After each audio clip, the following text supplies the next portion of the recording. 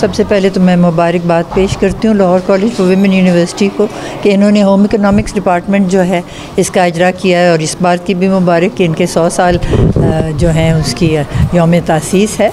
और मैं समझती हूँ कि हमारी बच्चियों के लिए तो बहुत ज़रूरी है कि होम इकोनॉमिक्स के काम में वो सीखें कि क्या कुछ घर के अंदर हो सकता है, क्योंकि आखिर घर गृहस्थी अव्वलीन काम होता है आदि हमारी आबादी का, और उसके बाद घर के बाहर।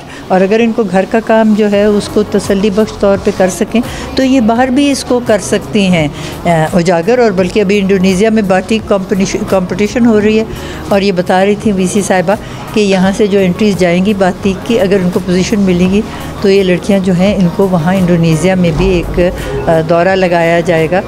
जी माशाल्लाह, बच्चियों ने बड़ी मेहनत की है। हमारे होम इकोनॉमिक्स डिपार्टमेंट की फ़ैकल्टी और उनकी पूरी टीम और स्टूडेंट्स, मैं देख रही हूँ कि उन्होंने बड़ी मेहनत की है, बड़े अच्छे आइडियाज़ हैं, बड़े क्रिएटिव काम किया है और मुख्तलिफ़ थीम्स के ऊपर। जैसे कि आप जानते हैं कि हमारे 100 ईयर्स एनिवर्सरी के हम प्रोसेस में हैं Lahore college for women university के, तो उन्होंने उस थीम के ऊपर भी काफ़ी आइडियाज़ डेवलप करके यहाँ पे शोकेस किए हैं। और इसके अलावा न्यूट्रिशन के हवाले से बच्चियों का और इन्वायरमेंट फ्रेंडली कॉन्सेप्ट्स जो हैं वो भी यहाँ पर नज़र आ रहे हैं, जिसकी वजह से हमें ऐसा महसूस हो रहा है कि एक ना सिर्फ क्रिएटिविटी है, खूबसूरती है, एस्थेटिक्स हैं, बल्कि उसके साथ साथ एक जो सोशल इश्यूज़ हैं उनसे अवेयरनेस की भी झलक यहाँ पे नज़र आती है।